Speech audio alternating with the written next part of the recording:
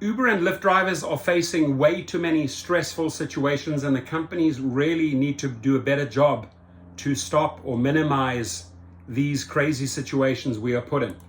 Take you where you need to go safely, but some have found their lives in jeopardy. One driver recently encountered a customer with a gun in Jackson who didn't want to pay a fee. 300 Science Roslyn Anderson reports he and others often are in fear when behind the wheel. It's a decent job, but it's also dangerous. Dangerous, This is baby. dashcam video of a shot fired January 12th, captured by a Lyft driver who only wants to be identified as Larry. He said when he went to a house on Northside Drive near State Street, the rider wasn't ready and told him to cancel. But Larry said he refused, but later began the cancellation transaction. The rider did not want to pay the $5 cancellation fee. Well, he waited till maybe 40 seconds before my timer was up, and he came outside and he fired a round into the air in an attempt to scare me away so that, I couldn't cancel the ride near his house. The driver has dealt with customers who refused to wear masks, a company requirement, were intoxicated and verbally abusive. He says the company takes the word of customers over drivers, and without his dash cam, his account would have been banned. It's really not safe out here. I mean, they don't really expect us to have any type of protection. We're not allowed to have any protection. In November, Lyft driver Brandy Luttrell was shot 7 times by a passenger she picked up in Byram and drove to Wimbledon Court in Jackson. Jackson police identified him as Dontarius McGee. He then told her to get out of the car and walk into the woods, where she was shot but survived. But it's very dangerous, just because of the fact that we don't know who's getting in our vehicle. We never know what's on their mind. We never know what objective they have. In Jackson, Roslyn Anderson, 3 on your side. So what stuck out here, firstly, the driver is 100% correct, right? Secondly, the companies can do way, way more. And when I say way more, I say this daily, multiple times, and that is ID your passengers, right? Picture, name, real name, no prepaid cards. Go as far as doing background checks. And you will not have these daily occurrences and these stories in the media. Now, he has a very good dash cam. I think it was a dash cam Vantru. It's probably got the best. So he's capturing the right footage there. So he's 2 thumbs up to this driver.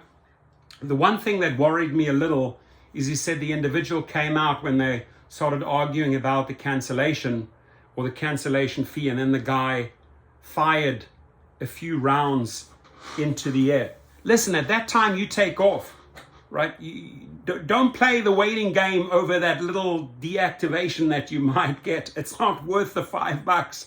You put that thing in first and you floor it out there, and then you call 911 and shots fired. But if gunshots don't intimidate you, right? Don't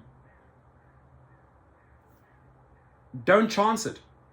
Leave, right? You don't know what is going through that passenger, that rider's mind, right? You don't know what type of day he's had.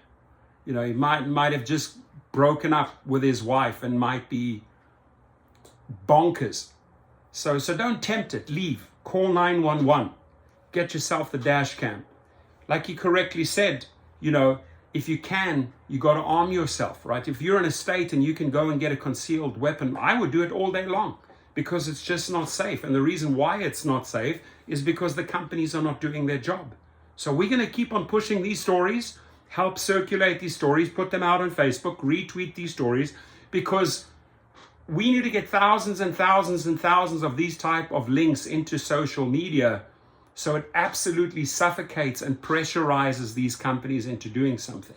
Right now, they are not spending the money on you. Right now, they're not spending the money on your safety. So these crazy, nutty situations happen, right? This was a rider on the platform who was armed. Thank God the driver didn't lose his life. But you get my point. And it's happening too much. It's just happening way too frequently, way too often, that Uber and Lyft drivers face these crazy dangers. Why? Because the companies are failing us. Please circulate the story on social media. Thank you.